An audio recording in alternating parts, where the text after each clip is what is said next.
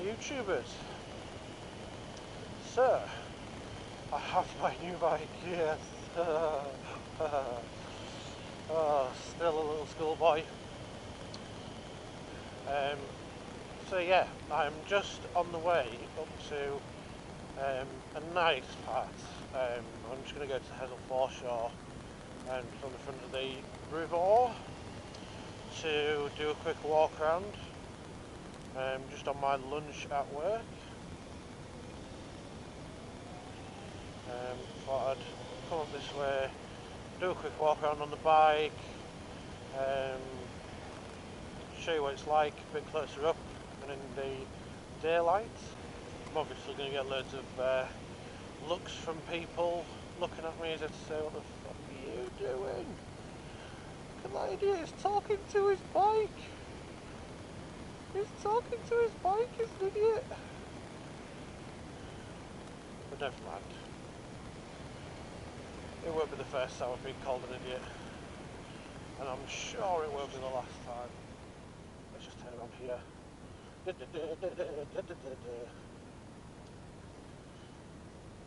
Right. So, there she is. Love it. Stock exhausts. A couple of mods that have been done is clear indicators, which I'm not sure whether I like. I might swap them. Got clear backlight. Nice enough, I suppose. What else? So stock exhausts, maxi tyres on them. Probably end up changing those sooner or later. Headlight cover. This bike has got the HID upgrade. Headlight cover. It is a complete blackout.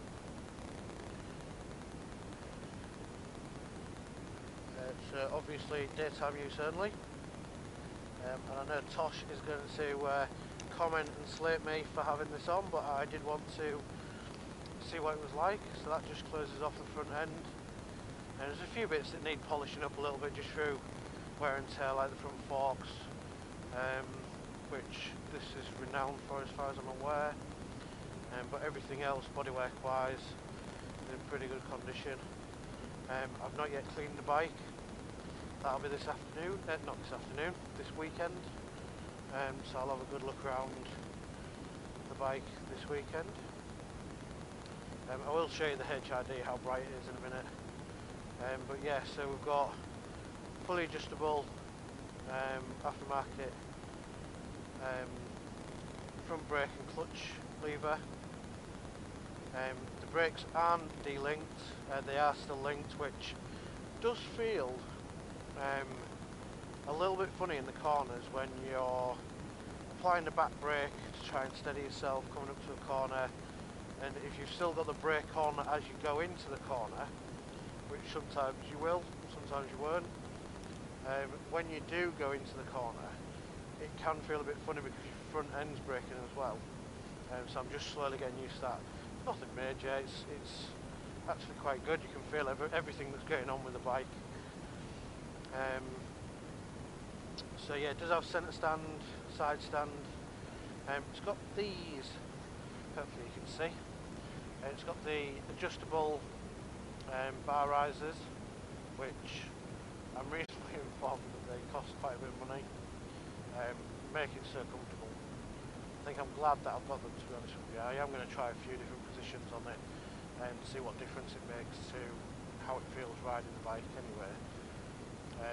Because I also don't like the fact that when you turn, it does touch the front. Don't know if you can see that. Let's go on the other side. When you put full lock on, it does touch there, just underneath there.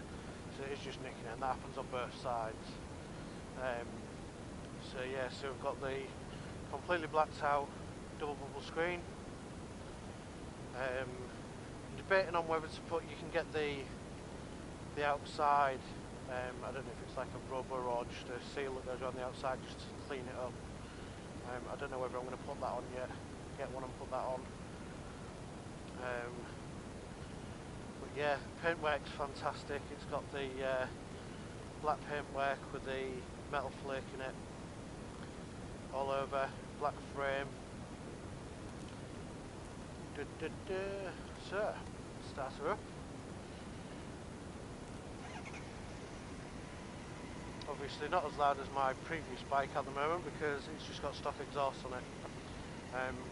But Cam Biker and Tosh are both reckoning that I am going to be getting aftermarket exhaust.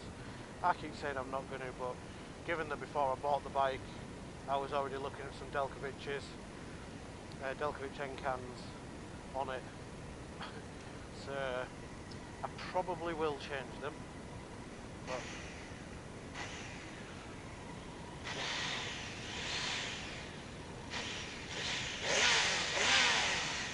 yeah, sounds pretty sweet as stock exhaust, to be honest with you. It's just not as loud as what I'm used to, and obviously Cam Biker, now that he has finally got round to putting his exhaust on his bike, he's just laughing at me now saying, look at how better mine is because mine's louder than yours. They're like HIDs. Yeah. So I know they do get brighter as they warm up just a little bit, but they've got like a bluish tint to them. So it's brighter now, yeah. So that's the HIDs. I have had, I think it was Spiky Biker that commented and asked on the reveal video how I'm coping with them, with the HIDs, and I do like them. They are super bright, especially on a night. It's as if you're riding with your high beams on effectively. I've looked at the MOT paperwork that's just been done, and it did pass its MOT, and in the advisory notes it described the HID conversion being done, but does also comment to say that it doesn't affect the main beam pattern. I did stick stickers all over my previous bike. I am not doing that to this bike. I'm not even going to be putting one of my own stickers on this bike. So yeah, the only other little thing that I have noticed on the bike that I didn't notice when I first got it was just inside here, on either side of here, you can just see it, just on my gloves maybe, just a blue tin. There's just a nice blue glow that comes from underneath there on the air intake, that comes from the lights. I don't know what is put in there. I'll have a look when it comes to cleaning it, but yeah, fantastic. Getting decent fuel economy at the minute, just as good as what I was getting on my 600, if not better.